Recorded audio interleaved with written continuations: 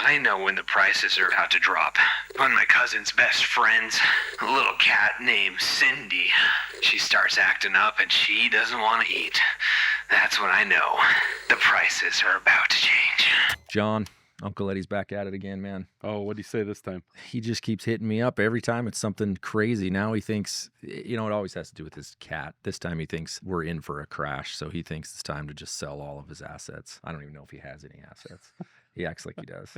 He acts like he's got it all figured out, and he trusts that cat a lot. He does. And I don't know if someone's feeding him stuff or he's just whatever. But how do you know? I mean, everybody has an Uncle Eddie that thinks they're a market expert. Where can people go to find out whether or not the information they're being fed from friends and family that may or may not be true? Where do people go to validate that stuff? Real estate agents specifically.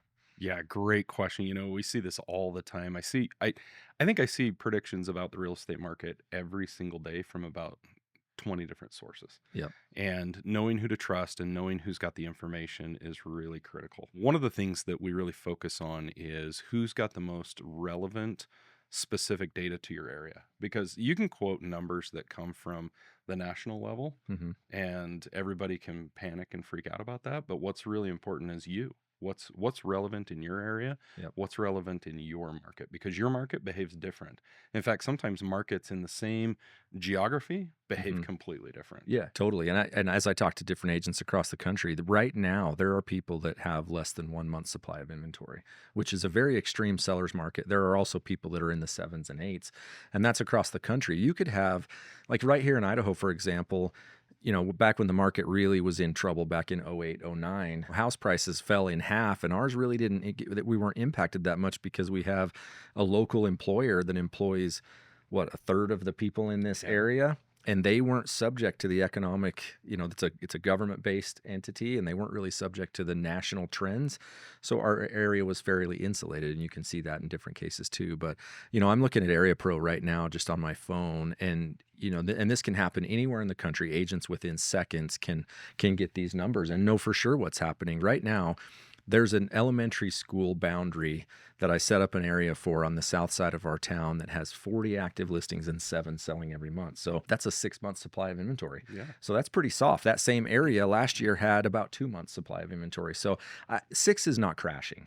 Right. But it's correcting a little bit. Right. Yeah. Right now, that's important to know. There's a pretty significant amount of competition for someone listing in that area. And a few months ago, that wasn't really the case.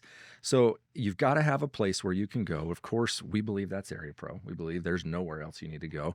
But you've got to have a place that you can go where you get real-time information that's current, up to the day, and that allows you to dive into whatever geography you're trying to analyze, whether it's all the way down to a subdivision or a city or a zip code, and that's obviously AreaPro. You can do both very quickly. Yeah, I think it's really interesting that you have multiple areas, some by school district or school boundary and some by subdivision, and they're all within the same city. I mean, these are all your neighbors. These are all your friends. Yeah, and they're ranging. And one pocket behaves completely different. I'm looking at It's ranging from 6 months on the high side in this community down to 2.5 months, all within the same area. That's the difference between a seller's market and a buyer's market. Absolutely. That's the difference between pricing at 5% over the CMA and 5% under the CMA.